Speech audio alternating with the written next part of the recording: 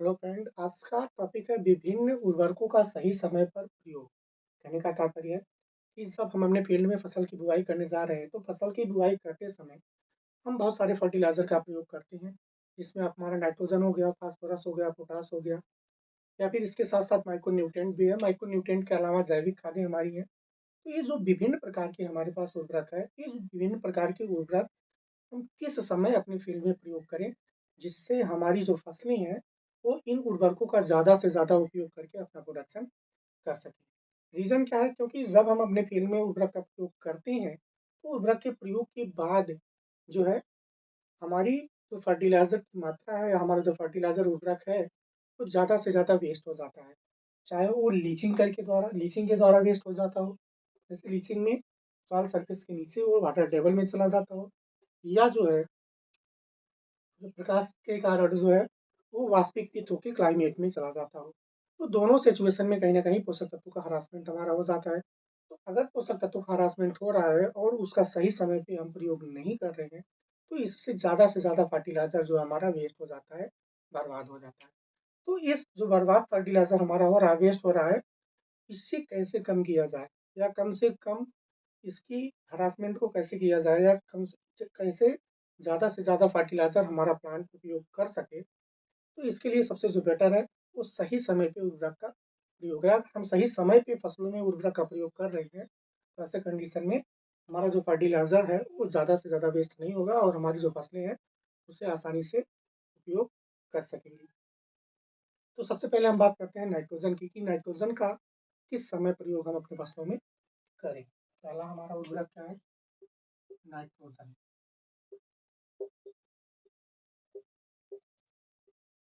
हमारा नाइट्रोजन है सबसे पहला उर्वरक। अगर नाइट्रोजन की बात की जाए तो नाइट्रोजन जब हम अपने फील्ड में प्रयोग करते हैं तो प्रयोग करने के बाद नाइट्रोजन की टोटल मात्रा का लगभग जो है 25 से 33% नाइट्रोजन ही हमारी जो फसलें हैं इसका उपयोग कर पाती हैं। कितना परसेंट? 25 से 33% नाइट्रोजन का उपयोग हमारी फसलें करती हैं।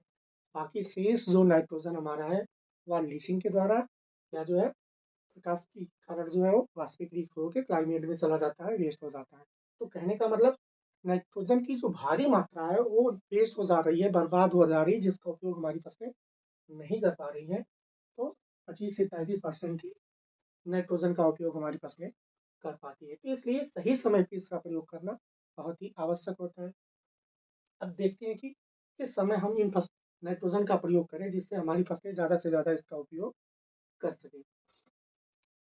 नाइट्रोजन की बात अगर की जाए तो हमारे पास विभिन्न प्रकार की फसलें हैं, विभिन्न समयावधि की फसलें होती हैं, जिसमें कुछ फसलें ऐसी हैं जो अपना वेजिटेटिव ग्रोथ या अपना प्रोडक्शन या उन फसलों की जो लाइफ साइकिल है वो 4 से 6 महीने की होती है।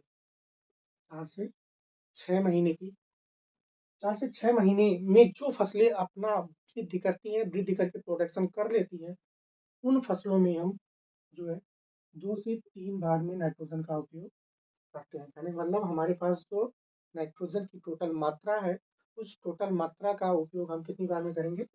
2 से 3 बार में। कहने का मतलब जो सीजनल फसलें हैं, जो एक सीजन में हमारी प्रोडक्शन कर जाती हैं, उन फसलों में हम नाइट्रोजन कितनी बार में प्रयोग करते हैं?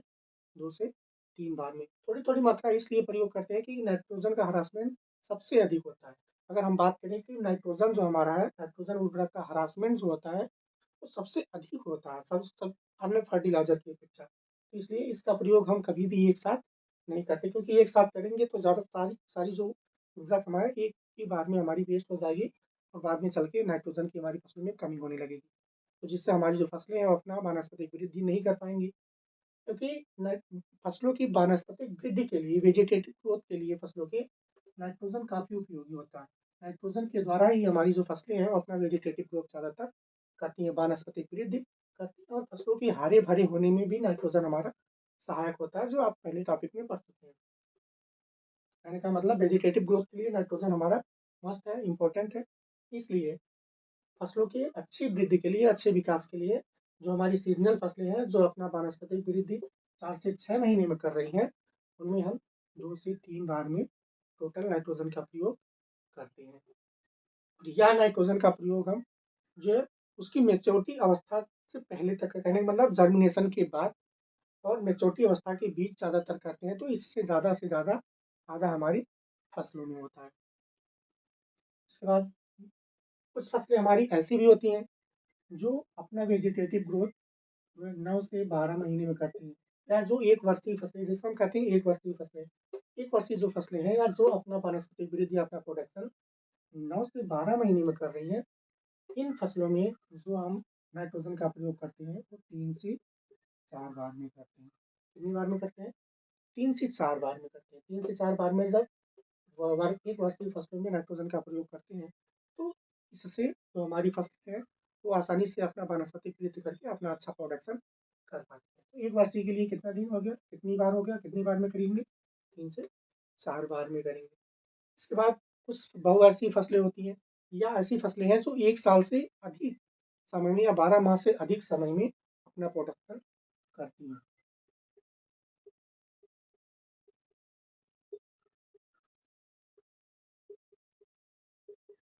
12 माह से अधिक समय अवधि की जो फसलें हमारी हैं या जो बहुवर्षीय फसलें हैं या 2 वर्षीय आप कह सकते हो, उन फसलों में हम जो फर्टिलाइज़र का प्रयोग करेंगे, वो कितनी बार में करेंगे? 4 से 5 बार में करेंगे। तो टोटल हमारी फर्टिलाइज़र की मात्रा है, टोटल फर्टिलाइज़र की मात्रा का प्रयोग हम 4 से 5 बार में करेंगे, तो ऐसे कंडीशन में बहुवर्षीय फसलें या 2 वर्षीय फसलें जो हमारी हैं, वो अपना आसानी से वानस्पतिक वृद्धि करके अपना ज़्यादा से ज़्यादा प्रोडक्शन वो कर सकेंगी और उससे ज़्यादा से ज़्यादा बेनिफिट्स हमें मिल सकता है या फ़ायदा मिल सकता है। ये तो हो गया हमारा नाइट्रोजन का कि जो हमारे पास नाइट्रोजन की मात्रा है, उस नाइट्रोजन की मात्रा को किस समय अपने फसलों में प्रयोग करें, जिससे हमारी जो फसलें हैं, वो नाइट्रोजन का ज़्यादा से ज़्यादा उपयोग करके अपना वानस्पतिक वृद्धि कर सकें। अब नाइट्रोजन के बाद सेकंड हमारा आ जाता है फास्फोरस। फास्फोरस की जो हमारी मात्रा है या फास्फोरस की उर्वरक जो हमारे पास है, उस फास्फोरस उर्वरक का प्रयोग हम किस समय करें जिससे हमारी जो फसलें हैं अपना ज़्यादा से ज़्यादा वृद्धि एवं विकास कर सकें। दूसरा उर्वरक हमारा क्या है? फास्फोरस।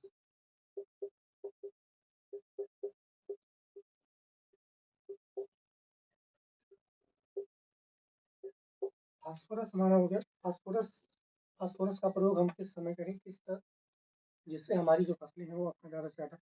फास्फोरस का प्रयोग से करने से पहले सबसे पहले थोड़ा सा हम इसके कार्य के बारे में जान लेते हैं। आखिर फास्फोरस का कार्य, क्योंकि कार्य के अनुसार ही फसलों का ज़्यादातर उपयोग किया जाता है। तो कार्य सबसे पहले जो हमारा फास्फोरस है, फास्फोरस जो है ये डीएनए और आरएनए के निर्माण में सहायक होता है। डीएनए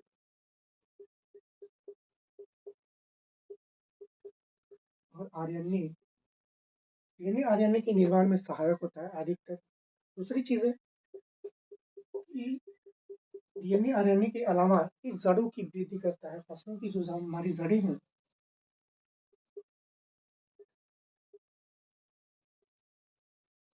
जड़ों के विकास में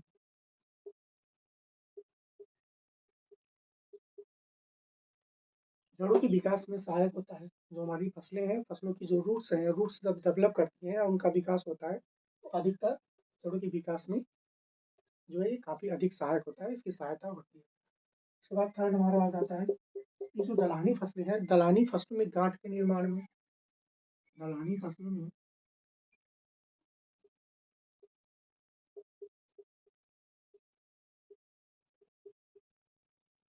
दलहनी फसलों की गांठ निर्माण में या गांठ बनने में जो है फास्फोरस अधिकतर सहायक होता है। अब ये जो दलहनी फसलों की गांठ के निर्माण में सहायक है, जड़ों के विकास में सहायक है, डीएनए और आरएनए के निर्माण में सहायक है, और इससे इसके अलावा जो सबसे इम्पोर्टेंट है कि जब हमारी जो फसलें हैं, हमारी फसलें जब अपने शुष्क पदार्थ का या शुष्क भाग का निर्माण करती हैं, फसलों में जब हमारी फसलों में शुष्क भाग का निर्माण होता है, तो शुष्क भाग के टोटल शुष्क भाग के निर्माण 1/3 भाग जब निर्मित होता है हमारे प्लांट का, शुष्क भाग के निर्माण के समय जब केवल 1/3 भाग का निर्माण होता है या 1/3 भाग शुष्क पदार्थ निर्मित हो पाता है, बन पाता है, तो उस समय ही जो हमारी फसलें हैं वो टोटल फास्फोरस के उपयोग का लगभग 2/3 भाग उपयोग कर लेती है। यानी मतलब 1/3 भाग निर्मित होने में शुष्क पदार्थ के, शुष्क भाग के 2/3 भाग का उपयोग हमारी फसलें जो है फास्फोरस का कर लेती हैं। तो कहने का तात्पर्य है कि ऐसे सिचुएशन में जो है क्या अति आवश्यक होता है कि स्टार्टिंग फेज में ही फास्फोरस का प्रयोग किया जाए, क्योंकि ज़्यादा से ज़्यादा जो फास्फोरस की मात्रा है उसका उपयोग किस समय हो जा रहा है, स्टार्टिंग फेज में ही हो जा रहा है। जब कम से कम ही उस पदार्थ का निर्माण हो रहा है तो उसी समय ही ज़्यादा से ज़्यादा मात्रा का उपयोग हमारे फास्फोरस की हो जा रहा है। तो इन सारी सिचुएशन को देखते हुए जो है यह ध्यान में रखना है कि हमेशा जब हम फास्फोरस का प्रयोग करें तो फास्फोरस का प्रयोग हमेशा फसल की बुआई से पहले करें। किस समय करना है?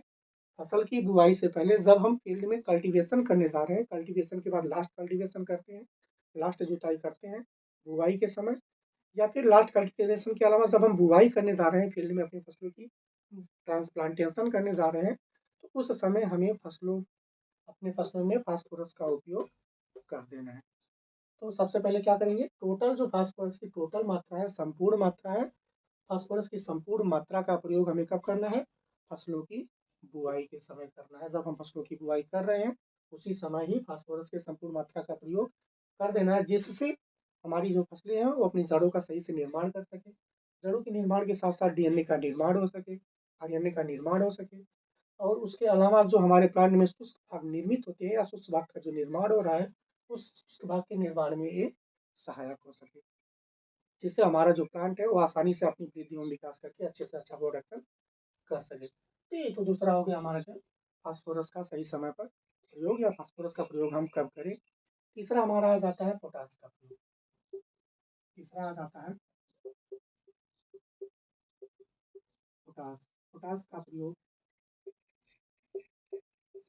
हमारे पास जो पोटास उर्वरक है, पोटास उर्वरक का प्रयोग हम किस समय करें जिससे ज़्यादा से ज़्यादा हमारी फसलें इसका प्रयोग करके अपना वानस्पतिक वृद्धि कर सके। अगर पोटास की बात की जाए तो पोटास जो है, सबसे पहले पोटास के कार्य के बारे में थोड़ा सा जानते हैं कि पोटास का कार्य क्या है, किस किस रूप में पोटास का प्रयोग किया जाता है। अगर सबसे पहले हम पोटास की बात करें तो पहला जो है नाइट्रोजन और फास्फोरस के नियमन में सहायक होता है। पोटास क्या है? नाइट्रोजन जो हमारा है और फास्फोरस जो है इसके नियमन में सहायक है। नाइट्रोजन फास्फोरस के नियमन में सहायक है, जिसकी वजह से इसे ट्राइफिक पुलिस के नाम से जाना जाता है। पोटास को हमारी हमारा जो पोटास है, पोटास को इसीलिए ट्रैफिक पुलिस के नाम से भी जाना जाता है। कभी कभी कॉम्पिटेटिव एग्जाम में क्वेश्चन आ जाता है कि किस उर्वरक को ट्रैफिक पुलिस के नाम से जाना जाता है, तो उसका आंसर आपका क्या होगा? पोटास। पोटास उर्वरक जो आता है, पोटास को ट्रैफिक पुलिस के नाम से जाना जाता है। आखिर ट्रैफिक पुलिस कहते क्यों है? ट्रैफिक पुलिस करने का तात्पर्य है, ट्रैफिक पुलिस इस कहने का वजह जो है कि जो नाइट्रोजन और फास्फोरस की मात्रा हमारी मृदा में है, हमारे स्थान में है, इस नाइट्रोजन और फास्फोरस की मात्रा को जो किस डायरेक्शन में जाना है, किस प्लांट के पास जाना है, क्या किस प्लांट की आवश्यकता है नाइट्रोजन और फास्फोरस की, उस प्लांट तक आसानी से ले जाने में हमारा पोटास क्या होता है? सहायक होता है। या जो हमारे फील्ड में विभिन्न प्रकार के पोषक तत्व है, उन पोषक तत्वों की घुलनशीलता, वाटर सोलुबिलिटी जो हमारी है वो बढ़ाता है। तो घुलनशीलता को बढ़ाता है, जिससे आसानी से फर्टिलाइजर ठोस रूप से लिक्विड में कन्वर्ट होके या द्रव में कन्वर्ट होके आसानी से हमारे पौधों को प्राप्त हो सके या मिल सके, उन्हें उपलब्ध हो सके। इसके साथ साथ जो हमारा पोटास है, पोटास ज़्यादातर जो है ये स्टोमेटा जो हमारे प्लांट में पाए जाते हैं, स्टोमेटा के खुलने और बंद होने में सहायक होता है। जो हमारे प्लांट में स्टोमेटा है, रंध्र है, रंध्रों के खुलने और बंद होने में अधिकतर सहायक होता है। और कभी भी अगर पोटास की अधिक मात्रा हमारा प्लांट कर ले रहा है, यानी मतलब अगर हम पोटास का प्रयोग अपने फील्ड में कर रहे हैं और फील्ड में पोटास का प्रयोग करने के बाद इसकी अधिक मात्रा हमारा प्लांट कर ले रहा है, ऐसे कंडीशन में हमारे प्लांट की वेजिटेटिव ग्रोथ पे, वानस्पतिक वृद्धि पे कोई भी प्रभाव नहीं पड़ता। यानी मतलब प्लांट पोटास की अधिक मात्रा के प्रयोग के बाद भी हमारा जो प्लांट है वो अपना वानस्पतिक वृद्धि नहीं करता। इसलिए इसकी जो सारी मात्रा है, इसका जो सारा उर्वरक है वो एक ही बार में अगर हम फील्ड में अप्लाई कर दे रहे हैं, जिससे हमारी फसलों में कोई भी नुकसान होने वाला नहीं है। तो इस कंडीशन के लिए ज़्यादा से ज़्यादा जो बेटर है समय, जो अच्छा समय है वो है कि फसलों की बुआई के साथ ही या फसलों की बुआई के समय ही हम पोटाश की सारी मात्रा का प्रयोग करें, जिससे आसानी से हमारी फसलें इसका उपयोग कर सकें या इसका सेवन कर सकें और इसका प्रयोग करके अपनी जो अपना जो प्रोडक्शन है, उस प्रोडक्शन को ज़्यादा से ज़्यादा कर सकें। तो पोटाश का ज़्यादा से ज़्यादा प्रयोग हमें कब करना है? फसलों की बुआई के समय ही करना है।